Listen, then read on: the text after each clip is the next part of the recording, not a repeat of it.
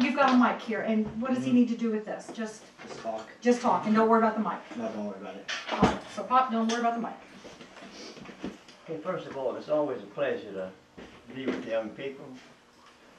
I was young once, I can't remember though.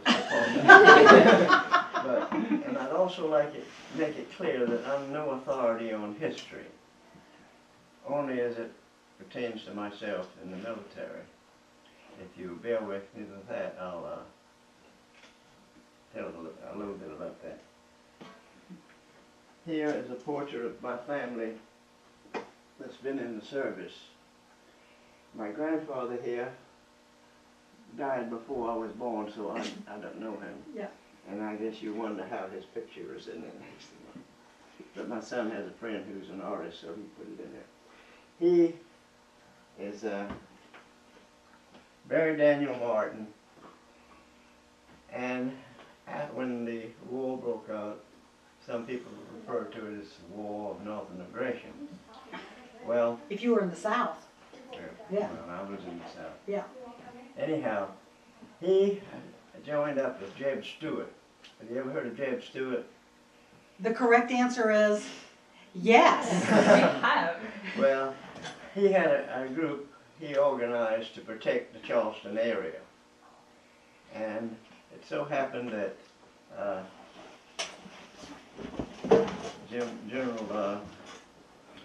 General Sherman came down, and he wanted his purpose was to take over Charleston and just rule the South. Well, Jeb Stuart had something to say about that. They would attack him from different points, come out of nowhere, and discouraged him, so he changed his mind and decided to go to Savannah. So on the way, he had a group of civilian riders with him, and to show his cruelty, before he came to a family's home, he sent them ahead, and they went in and just tore the place apart, took all the food and all the valuable things and ran off the livestock. But he didn't have much resistance, so he did take over Savannah, set himself up as a despot, and he did that in order to enjoy the association of the elite in Savannah. But he found out they had nothing to do with him, so he sat alone the rest of the war. So that's the information I have about the war between the states. Next is my father, who was in World War I, but he was married and had children, so he didn't have to go overseas, though his younger brother, who was unmarried, did go. So he served in the States, not distinctly, but he did serve.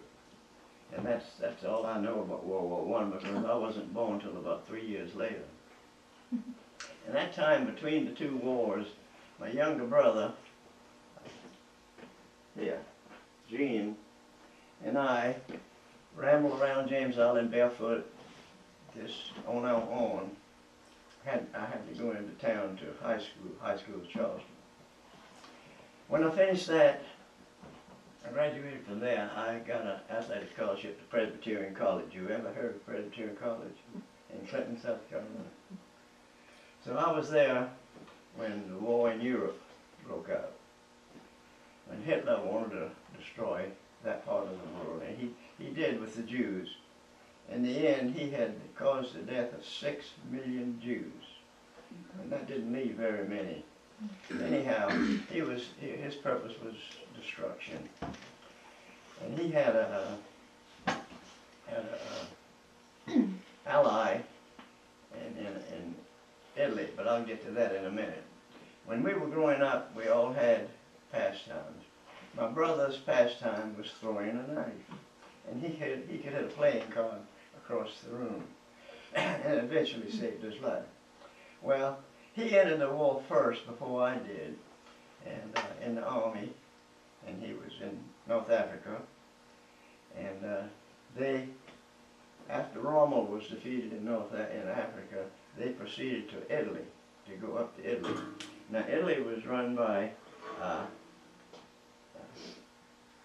what was his name? Mussolini.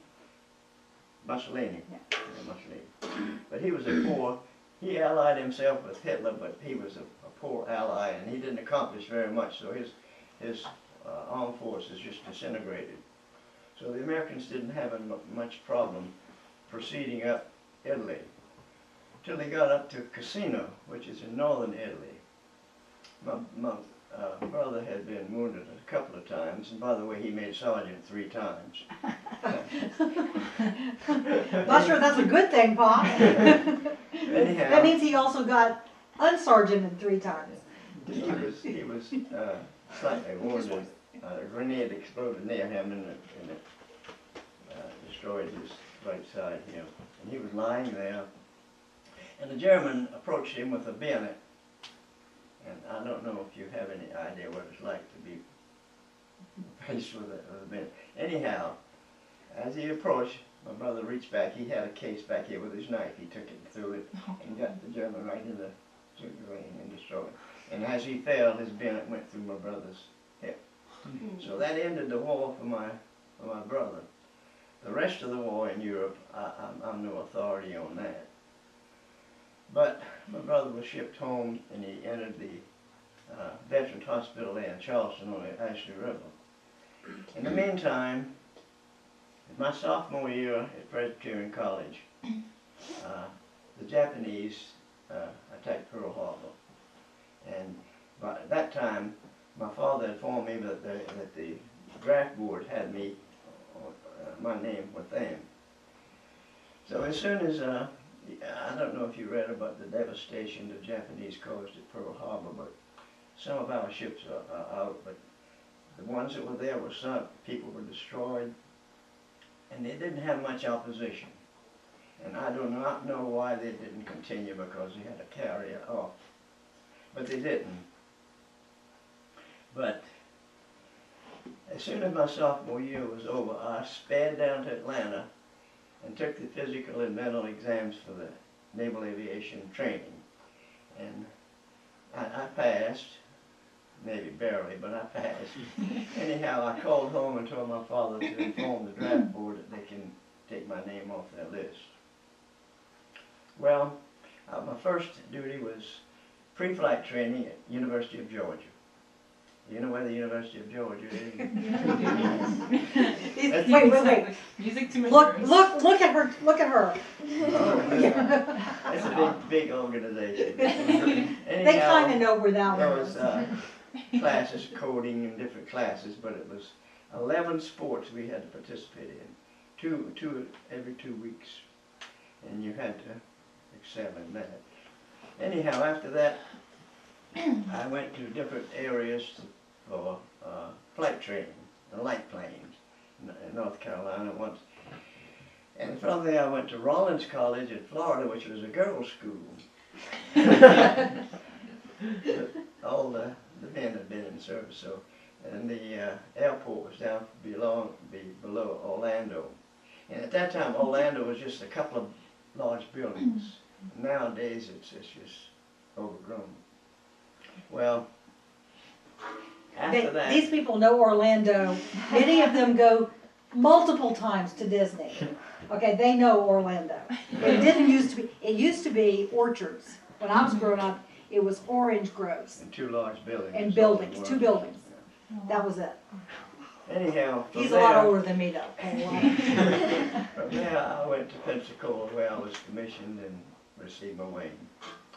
And almost immediately I was assigned an aircraft squadron in Quonset Point, not Quonset Point, in Harvey Point, North Carolina for training. And our plane was the PBM Martin Mariner. It has a turret here with 2 guns, one here, a dorsal and one tail, and the sides would open up and had individual bags. And an engine nacelles was bomb racks. It was primarily a patrol plane, but we didn't use it that way. Our squadron, after the training, was ordered to the Pacific coast to prepare for overseas. So eventually, we flew from there to Hawaii, and they installed in every plane the high altitude northern bomb sight. Have you ever heard of the northern bomb sight? Well, they did. Anyhow, after that we flew westward. What was that for? What did that do? The bomb sight. What was that? It was for target. Okay. Anyhow, we left Hawaii and flew westward, and we got to Kwajalein. We landed for overnight, but we saw Jap parties floating in the ocean. It was disgusting. Anyhow, from there we proceeded west over the international date line and over the equator to South Philippines, the South Islands. We operated there for a while, and our squadron was divided up into groups of 3 planes. The group I was in headed north, and I don't know if you heard about when MacArthur was forced out of the Philippines. His famous words, "I shall return." Well, we proceeded up and we landed in Leyte Gulf on the Samar side the day that MacArthur returned. So we saw him enter at Tacloban and Leyte, and that was the beginning of taking over the Philippines. But in the meantime, the Japanese had sent their fighter planes. They were called Zero, but mostly made of plywood and lead. And at the same time, our Air Force, it was the Army then, had the P-38s, which were excellent in fighting. And they shot those Zeros down. They were falling like flies. And we watched it all. And eventually, it was over then. And we were ordered to North Leyte, at a gulf up there, to rendezvous with our seaplane Tender. So we landed and tied up the buoys and were carried to the Tender. Our duties, they called us the Black Cat Squadron because our primary duty was night flying. And we were not allowed to fly above 1,500 feet. So you see the uselessness of that high altitude bomb sight. So every third night at dusk, we took off, flew Red Hainan up the China coast to Amoy Bay, looking for Japanese shipping, which we found a few, and we came back at daylight. And on the way back, there was a Japanese torpedo squadron in the Pescadores there, but they didn't have no resistance, so if we had anything left over, we just dropped it on them, no resistance, and returned to the ship just around daylight. The next day, every third day was, the 3 sections did that. The second day was air sea rescue. And if we had a call, we went out to search, and if we found them, the swells in that area of the ocean were high and moving. So to land in that, you had to angle your plane with your speed corresponded with their forward speed. So when your engine idle, then you sank down in there, and if there was any rescue, you took them aboard and took off the same way and took them to a military area which had a hospital, and then we returned to our Tender. The third day was rest and recreation. Excuse me. And then again on the third day we did the night flying. And we accounted for several Japanese shipping. At the same time, they accounted with a few holes in our plane. We didn't realize it, but when we got back and landed, I saw we were taking on water, so we taxied to the stern of the Tender and were hoisted aboard the Tender to repair. Not long after that, one of the 3 were taking off to do their tour, and they ran up on a reef and exploded, and the whole crew was just lost completely. That wasn't the only tragedy we had. The other remaining, besides ours, one night taking off, doing that flight, they went down on the China coast. And we thought they were lost, but this is a patch we wore on our flight jackets on the back. And if a plane went down and they were rescued by friendly people, this has 6 Asiatic dialects here, and this tells them if they will deliver them to friendly horses, they could return us for remuneration money. And we didn't know that happened, but 6 months later we heard that they were safe in India. So we were rejoiced for that. So that left just the one of us.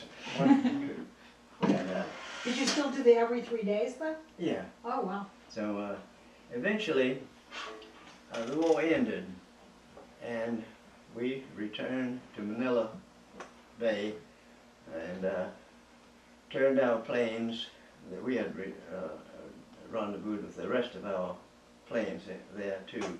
And we turned our planes over to a new crew that came aboard, and we waited for a return to the United States. Eventually I got aboard an old freighter, was coming back slow, but eventually we got into California and I had orders waiting for me to report to the Naval Air Station, Jacksonville, Florida, for separation for active duty. So I spent 6 months there, and at the end I returned to Presbyterian College, and I finished that 2 years. I got married in my senior year. And I was teaching and coaching when I received orders to return to active duty. So my orders said go to Quonset Point, Rhode Island, and join up with Air Group 7, which was 4 squadrons, 2 jet squadrons, 3 jet squadrons, and 1 prop squadron. And I was assigned to VF-71, which was a jet squadron. So I had to go through the orientation of jets. Eventually, we got orders to fly to the West Coast and rendezvous with the aircraft carrier, which was off the coast. And it was called the Bonhomme Richard. We called it the Bonnie Dick. So we landed on that and proceeded to our base in Japan. We operated from there. So every so often, our carrier went over to the north along the Korean, North Korean border and operated. And our mission primarily was to, in the meantime, the Chinese had given the North Koreans these MiG jets, fighter planes. And one of our missions was to intercept those and keep them away from the carrier. The other mission was bombing. And they were fighter planes, but they could carry 2 500-pound bombs. And we had a photo squadron aboard our carrier. They would go, when we were assigned a target, they would go and take a picture of the target before, and we would attack it, and then they would take a picture afterward. We had one target that was it was a railroad repair service utility, and so we attacked it. I'm lucky to have the pictures before and after here, and Time magazine published these pictures right after that, and I'll put them here and they can pass them around before and after.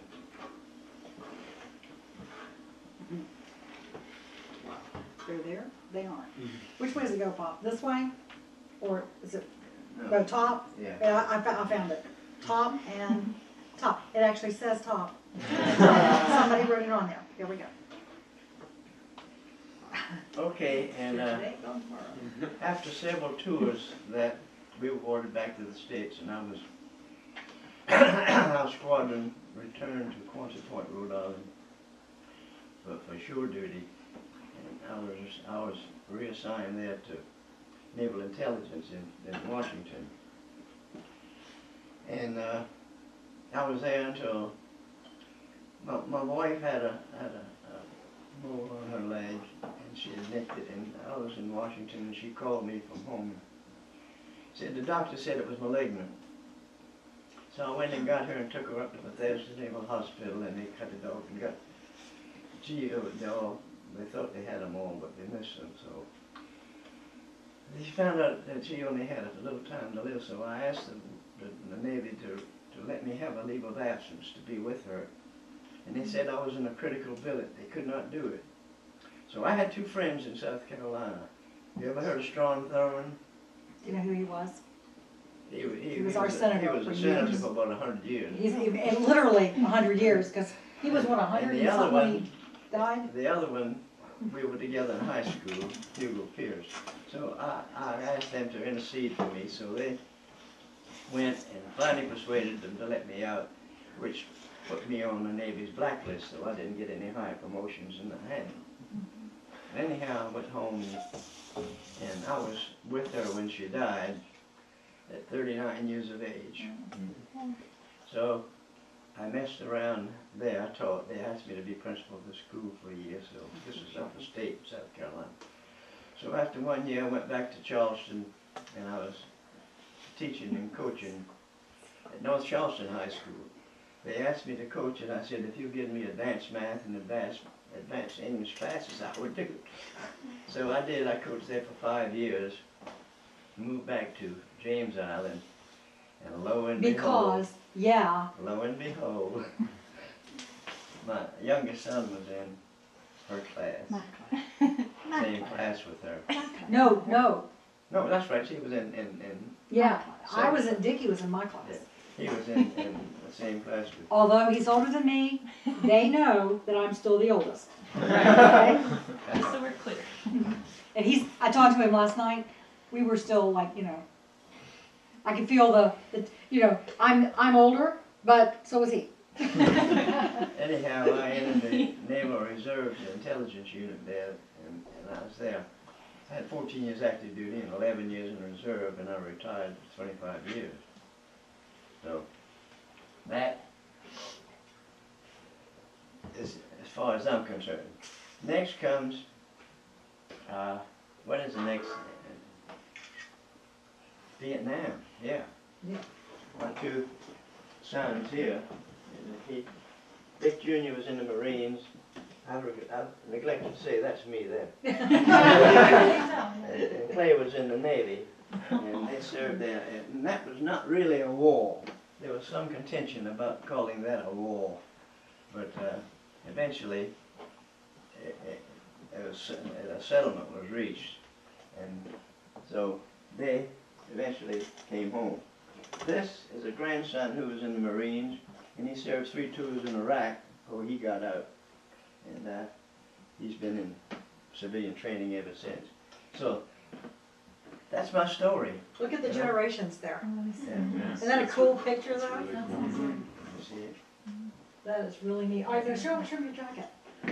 Oh. Yeah, I told him you had a bomber jacket and you got a short one. My No, put it on, go ahead. He had it on earlier.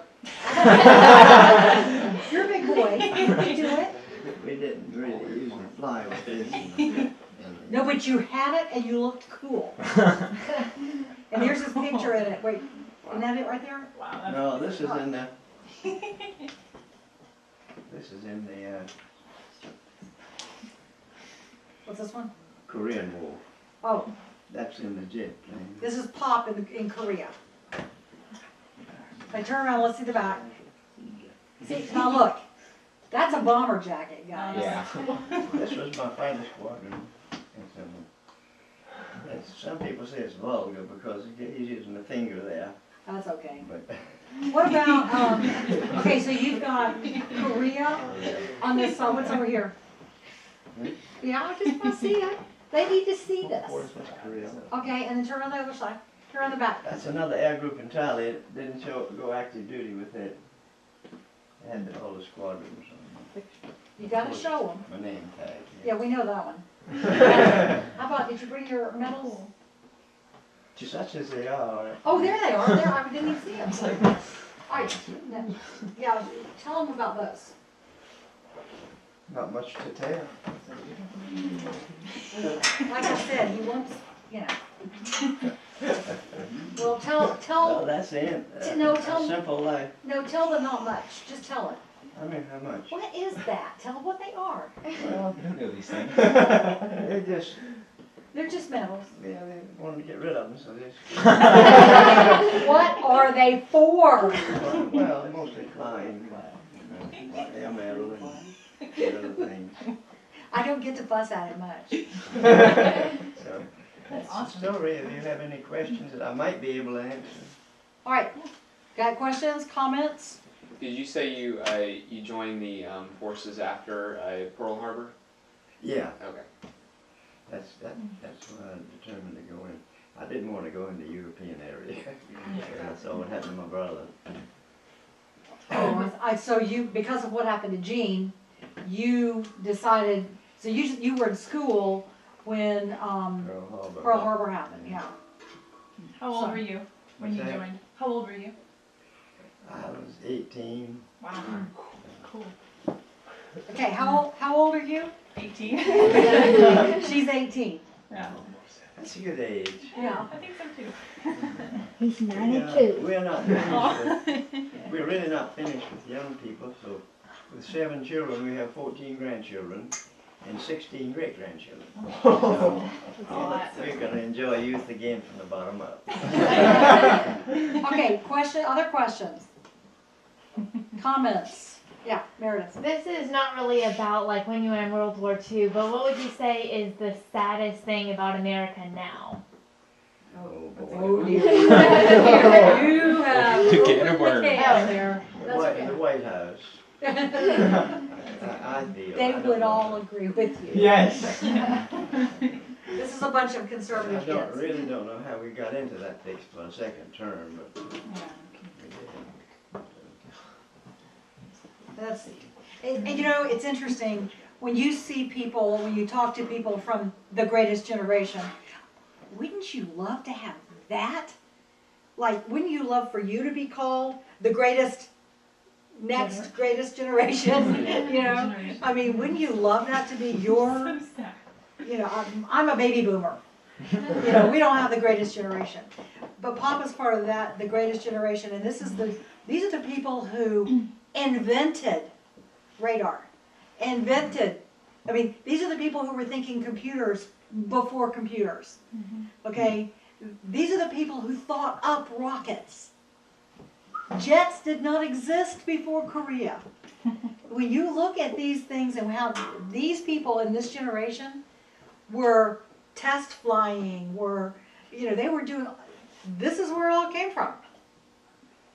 You know, so when you see an older person who may or may not have been in World War II, remember that. There's a respect there that needs to be there. What else would you, would you have anything else to ask? Or, yeah, right over here. All right, okay, go. What, are you saying no, don't, or what? Make it simple. There you go. Why did you choose to be like a pilot or? Well, I was influenced by my older sister. She flew there on the island. How you like that? This barnstormer came in. His wife had been walking the wing and jumped a parachute. He set up this flight training. And my older sister, she's 10 years older than I am. She took up flying, and I was associated that way. And she was president of the Breakfast Club, and she flew a different place in the state every week for breakfast. And that's really what influenced me. Okay. I knew her. She was my aunt. She is exactly 10 years older on the day. 10 years older. Wow. So That's great. his mother was doing this twice on that day, having babies. But Dee Dee was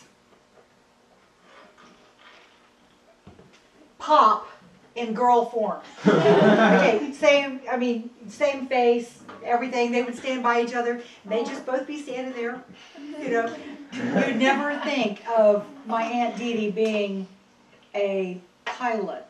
Well, she was a tomboy mostly, but she had a sad life. She married late and had one daughter, and her husband died early, so she was left, and she just went down from there on. She didn't do anything. Well, She but worked- but she influenced you. Yeah, she worked with my daddy. My daddy was with Happy Furniture Company, a sales manager, and she was one of the clerks in the office there. Tell them about living on James Island. Well, I grew up on James Island. There were only 10 white families on the island at the time. And I call them colored. My mother referred to the men as gentlemen of color. But they occupied the center, and they went out and they took care of crops for the what do you call it? Anyway, we lived on McLeod Frampton's plantation there. And my playmates were the field hands children. When they come plow the field, they brought the children, and they were my only playmates. And I just grew up speaking their language. And when they brought their own lunch, and when Mr. Frampton's foreman and his wife lived in a little hut there near the mule shed. And when they ate, they invited me in, so I went and ate with them. So my lack of color was the only thing that separated me from those. So. Can you tell them a story? Tell them a story in Gullah. You can do it. No, Yes, you can. I just give Just- it Just give them a little bit. Well, when you what got a long time ago, well, the mother ain't come for stay. Well, how that was organized back in the plantation days, they had to have a way of communicating between the overseer and the slaves. So Gullah is partly peasant English mixed with African dialect, and it's just a simple. It's almost out of place now, except that they published the New Testament in Gullah, and I helped them a little bit with that. But when I remember there was only one old gentleman that spoke pure Gullah, and he lived a long time on John's Island, but he eventually died from there on. It was just not pure, but. Can you tell them John 3:16? What is John 3:16? For God so loved the world. No, I think I told them that. No, you need to do that. Every Christmas, our Sunday school class meets at somebody's house, and they ask for the Christmas story in Gullah. I thought they would get tired of it, but they asked. Okay, go. Do it. Just do it. It's not Christmas time. It's close. It's close enough. It's close. Okay, does Christmas in anybody July. care? No. We have Christmas all the time. Look, there's a Christmas present right over there. Miss Ruth just recently took her Christmas lights down. I did just recently take my Yeah, you had Christmas them up lights for a down. long. In fact, they're still out. They're in the, okay, go. And time come and Augustus Caesar's age man was gone to the place where the old folks born and write their name and pay the tax. So John thought it was time for him to go, so he headed for Bethlehem, where his granddaddy David was born. So on the way, he was accompanied by Mary from top of a mule, because she'd been heavy with child. So they get to Bethlehem, no place for them to stay, all the room full up. So they're going down the road and come to a cow shed, and they're going in there, and baby Jesus born in the cow shed. And they wrap him up in clean rag and put him in a cow trough. Same time, shepherd been in the field minding the sheep, and the angel come to them and laid up, and they've been scared. And the angel tell them must not afraid, because they come to tell them about the child been born in Bethlehem. And them was gone down there and see him and spread the word. So they take the 2 foot in their hand and gone down that road, and they come to the shed, and they gone in there and shum. They shum day they way stay. And then they're going in town, and everybody they meet to tell them about the story the angel tell them. They haven't been astonished too. So time come for them to going back to the field to wind the sheep, so they go on. Mary that same time, overjoyed with the child, and she nursed him right there, and they wrap him up in clean rag and put him in a cow trough. So that's the end of the story. I think you just got him in the manger. Hmm? You just got him to the manger. I can understand that much. I'm That's just all teasing it you, was. Pop. That's all. All right, anybody have any other questions about World War II? Seeing Douglas MacArthur? That's awesome. Is that a cool That is story really or what? I remember reading that. Anybody else you see? Did you know anybody, like any other big pilots or Just I was in our squadron. just your squadron? How about flight at night? Hmm? Flight Well, at it wasn't night. bad. We had radar. And, we were not in any danger from running into anything, because it was along the coast and over the water. But you were 1,500 feet. below 1,500 feet. So that was a waste of actually bump beds were a waste. That's right. You don't need those. Other questions? Can you think of anything else? Do you still fly today? Yeah, he drives. Noah. Were you the pilot or on the ships or on the airplanes, or were you one of the engineers, gunners, one of the non-pilot In the positions? Navy, in this particular plane, there were 3 pilots. Pilot, co-pilot, and the navigator. And the 2 co-pilots, they exchanged. One flight they were co-pilot, next flight they did the navigator. Hmm. But all 3 had wings, they all pilots. So they could all take each other's place? Yeah. And they enlisted, they had the gunners here, 1, 2, 3, 4, 5, and the senior, not the senior, but one of the senior enlisted men did the power on the boat, and the chief, he just served us coffee. But you didn't want to miss him. And, He's kind of a good guy to have. So you had like an electrician? Was it like they a, all gunners mostly, okay. except for one that was on the panel. So he was a pilot. Okay. Yeah, it says so right here. It says so, right there. It does say, well, no, it says, it doesn't say that. Oh, you guys got your, yeah, well, You yeah, it can't does have, recognize that. it does have the wings. We Got don't the know names, that. got the name, so it's mine. Yeah. Any other questions, comments? I think, like, I was wondering, like, how long would it, like, how long would go by before you would, like, get a letter from home? Or, like, how many letters did you get to send to your family? Not many, not many. No. I got letters from my sister, both of my sisters and my mother. My daddy didn't write much, he was too busy, so I did get some. It was sparse. Would they send them to the tender? Or how would they get to Well, to you? a central point in Hawaii, and from there, eventually they got out. But sometimes they got there and we weren't there and had to come back. Because were you mostly, where was your tender? Was it in the, like, In Lingayen Gulf, it was in northwest Luzon in the Philippines. And one interesting thing there, there was an army base just north of us, and they invited us because, let's see, what was the show? They had a show from the States there, a play, and 3 of the original cast was in it. So some of us, they supplied a truck for us and took us up there, and that was interesting too. so you got to see some stars. All right, Daniel? What was the scariest part? Like, did you have any really close encounters or anything like that? On the carrier, no, the enemy never did get a chance to approach us. They were enemy subs, but they didn't come close. So that, you didn't have a lot of scary stuff. Ship landings. Landing. Well, maybe, can you talk about that, landing on an aircraft carrier? Well, they had cables, and they had tail hook.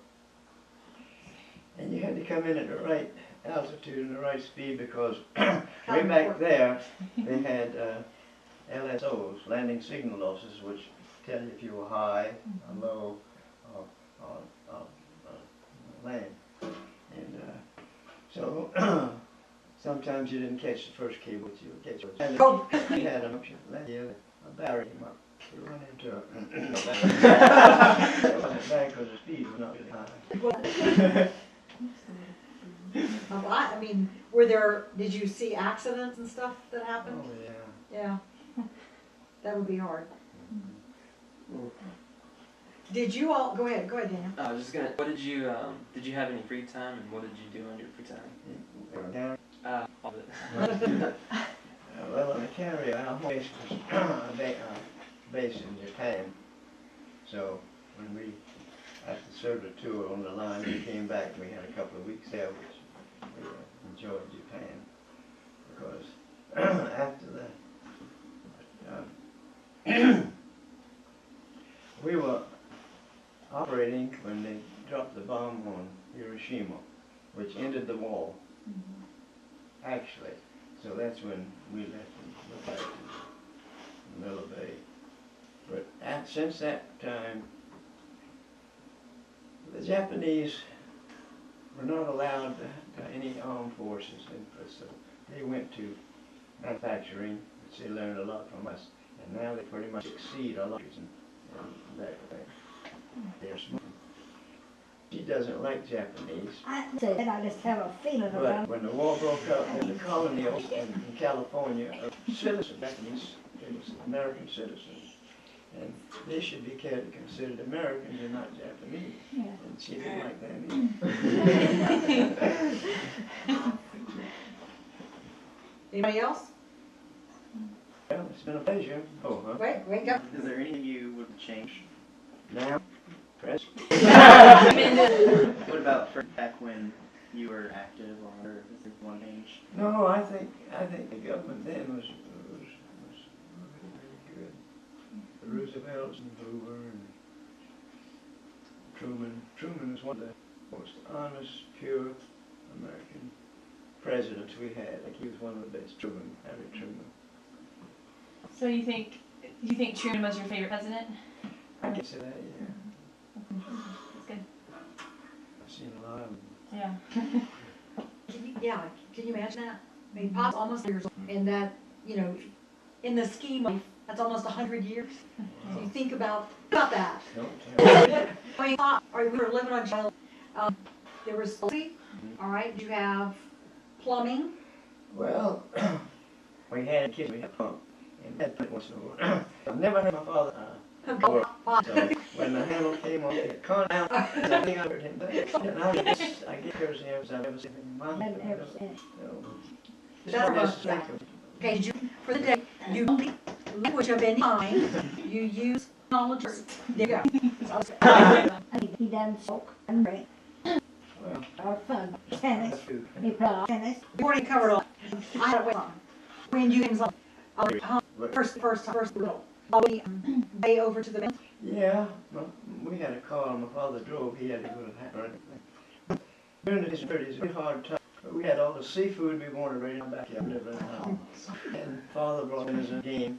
And Brampton planted vegetables just like you, so. And we had a clay we used. And had a trick on his rolls. Usually we run around the tree. So my dad took his hat off and threw it past the tree, and the squirrel came running in and he shot him. Upper. They were good. They outfitted on the high school. They attended a little two-room schoolhouse. After out of the and back to the house, a big schoolhouse on the property. And they asked, it was a neighbor, Creighton Frampton Elementary School. And she printed up, we needed money, so I said, okay. So He was principal of the school on the property where he used to live. So, I'm 3 times retired, Social Security, military, and education. I'm gonna try to get him to talk about that in economics. If I can get him to do it. All right. We're well off, we don't have to, we give a lot to different organizations and so. All right, anybody else? How soon after the bombing did you join the North Carolina? How soon after Pearl Harbor did you join? Well, it was that same, well, it happened on the night, well, it was 11th and 19th. 7th, December 7th. And it really is when I joined. And, that was my sophomore year. But he declared war on December 8th. And so you finished up your year. Because I know a lot of people did like a knee-jerk thing of immediately they went in. They were going to go kill Japs. Yeah, and posted. Yeah. And I've talked to them because I had several men went to, we know the survivors. And I had told them about some of these guys had joined at 15, 16 years old. They just went in and lied about the age. So they were, and when they got done killing people, they came back to go to high school. And they couldn't go to high school because these are guys who killed people. And so instead they got a GED, and that's when they had that GED in place that you could do that. So, anyway. All right. Well, wasn't too much history there, but that's all I knew. He knows a whole lot more. He taught high school, then he was a principal for years. That was one of my major minors, but I didn't learn much. He also has a master's degree, he went to the Citadel. And I remember that because that was after he married my mom. That's So- where my cousin was planning on going. The Hmm? Citadel. Okay, to the That's where Citadel? he's planning on going. Uh-huh. We used to call them, when I was in high school, we used to call them bellhops. Well, remember that they are Army. Yeah. Okay, No, just, bellhop is like a hotel. oh yeah. The pop one in the Navy. Okay. But I had a lot of friends that said, Okay, anybody else? Going, gone. thanks again, I appreciate the time you. Thank you. All right. you. Thank you. Thank you so much.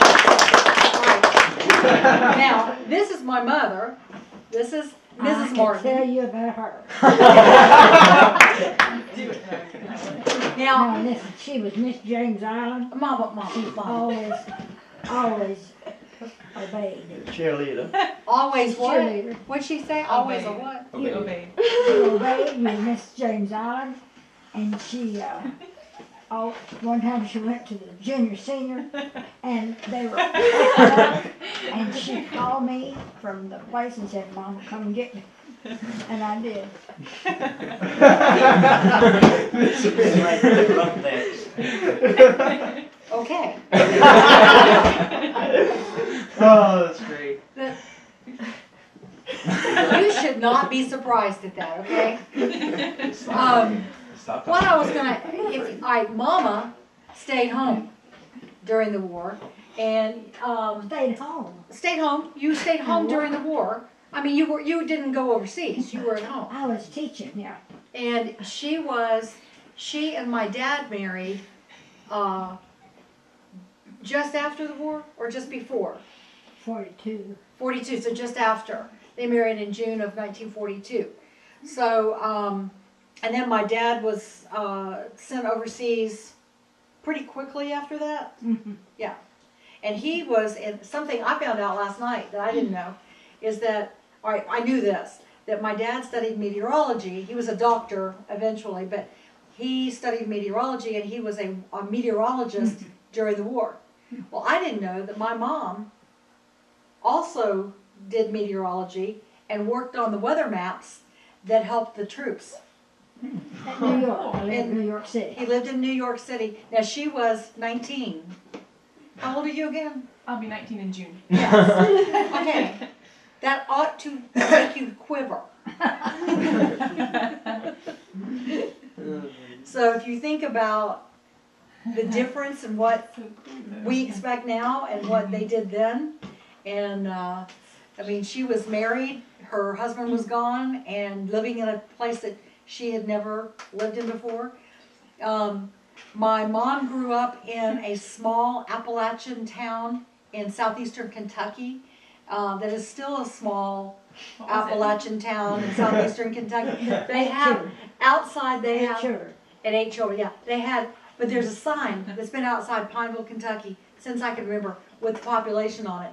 I don't think it's ever changed. It's like 2,912 people. You know, it's like, it's never changed. But anyway, her dad was a lawyer in the area, but the Depression hit hard because they closed the mine in that area. Wasn't that it? Isn't that what happened? Well, people were in bread lines, long bread lines, come to the courthouse to get food. And these were professional, I'm not professional people, but I mean ordinary, upstanding people. But there's just no money. The Depression was really a depression. And see, where Pop had seafood and Yeah. vegetables and everything right around. Mama lived in an area that it really hit hard. It's hard to eat cold. It's hard to eat cold. It is hard to eat cold.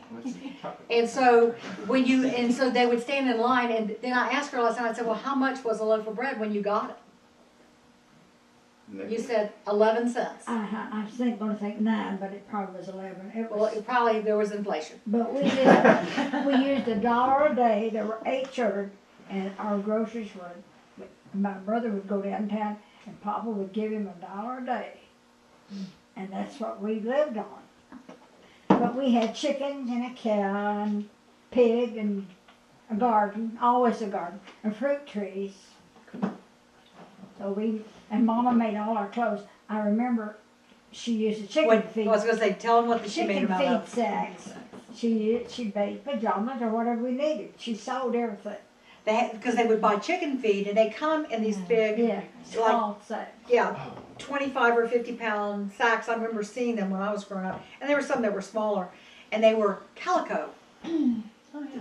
Pretty prints, nice little prints, and Grandma would take them, and she would make anything you needed, anything that needed to be made, but they would save everything. And when my grandmother died, they were going through the refrigerator, and you know, this is people from the Depression learned how to repurpose everything. You talk about repurposing. You guys have, you know, like what do they call it? Upcycling. Upcycling. That's the new term. Never You know, heard that. they've been doing that a long time. And so when they were emptying the refrigerator, I remember Mama pulling out this thing, and she went, "This is broccoli juice." My grandmother had saved the broccoli juice, and it's what you know, like when you boil your broccoli or when you steam your broccoli, you had broccoli juice. That's what you put that in vegetable soup. You'd put it in gravy. You would make all kinds of stuff. You used it for something else. You didn't. I mean, how many times do I make broccoli and I just drain that water off because I don't need it? You know, I don't want it. Yeah. How old was some of the stuff found when cleaning out the house? I know for my great aunt's house, we're still finding stuff from food. Oh, from no, like, this was like from that week. '79. This was the week. Oh my god. Yeah, no, this wasn't that bad. Okay, yeah, my aunt's pretty bad. But I will tell you, so this is kind of cool. In the 60s, we went through the Cold War. Okay, and this was a big deal. It was the Cuban Missile Crisis had come along, and there was a lot of stuff going on. I mean, I remember this part. And Pop was active. You were Navy intelligence at that point. And I'm not saying anything more than that, but just Navy intelligence at that point. But I remember my grandmother had a bomb shelter. And she used the basement of her house up in Kentucky. And you know, you might think, well, why would she do that? You have to remember that not far from her in eastern Tennessee is the major nuclear facility in Oak Ridge. Oak Ridge, Tennessee. The Cuban thing came along, and she had everything ready in the basement because it was scary. So that was my grandmother. So you guys call it upcycling, we just call it using stuff. You know, But they used to have floods 25 feet into town, so they moved the breakwater below the town. This was The in Mama's town. The highway, US 25 is on the top of that breakwater, so that relieved the flooding there. And there were, I remember one year of real bad flooding. But can you tell them a little bit more about being in the 30s, like being in the Depression? I remember my daddy was a lawyer, but How old were you then? This was when you were about 15, 16. oh, I guess, That's how old they are, except for her, she's 18. Get out. well, it was really hard times. People came around the house to beg, and we lived up on a hill, but they would bring a feed sack, old granny sack around, and ask for food. Because they really were hungry. And I saw people standing in lines at the courthouse to get food. And it was, you just didn't, we had apple trees and grapevines, and Mama would always never turned anybody away. If they came around, she said, you can have any, the apples, pick them up right out there. And we had nuts, walnuts and hickory nuts. And we used everything. We didn't waste anything. Makes you think, doesn't it? You know, because we live in a time, as we study in economics, we talk about scarcity and plenty. We talk about wants and needs. And we think, you know, you guys, I mean, okay, the other day, I went to the grocery store. You know, you finish at the grocery store, and every time you finish, they at the end they say, did you find everything you need? Okay. And for the most part, yeah, I did. Except if I can't find the particular brand of one thing that I wanted, that they have 15 other things I could have, but that one thing wasn't there. And I think, you know, well, what's going on with this place? It doesn't have all, you know, but we have like, you know, 15 other things I could have bought instead. We don't have any clue what want is. Not here. Other places, maybe yes. And I saw people standing in line. I mean, prominent people that had maybe even college degree, whatever, but they had to stand in line during the Depression for food. It was really hard time. Mm-hmm. So, interesting. These are people who've lived through the 20s. They remember the roaring 20s. They don't remember it well because they were young. Okay. But you know, besides her daddy, she had 2 brothers and 2 nephews who were also lawyers. Mm-hmm. One of them was for the state in Florida, and he's still operating. He's still a state senator. Yeah, it's my cousin. My cousin Bobby. Okay. Anybody have anything else you want to ask or say or think or do? Be thankful for what you got. Yeah. Appreciate it. And remember all the things that you're going to say in an hour to my next class. I'm not going to say a word. Yeah, you are. She says she's not going to say a word, but that ain't going to happen. So she thinks. That's right. All right. Well, I would say one more time. Let's just give Papa a hand. You just leave all that stuff right there for right now. When I Just leave it right married there. him, he had 4 children. His wife had died, of course. But his 4 little children, he was raising them without any help. Okay. She's just showing off. Hey, I can. I know. All right.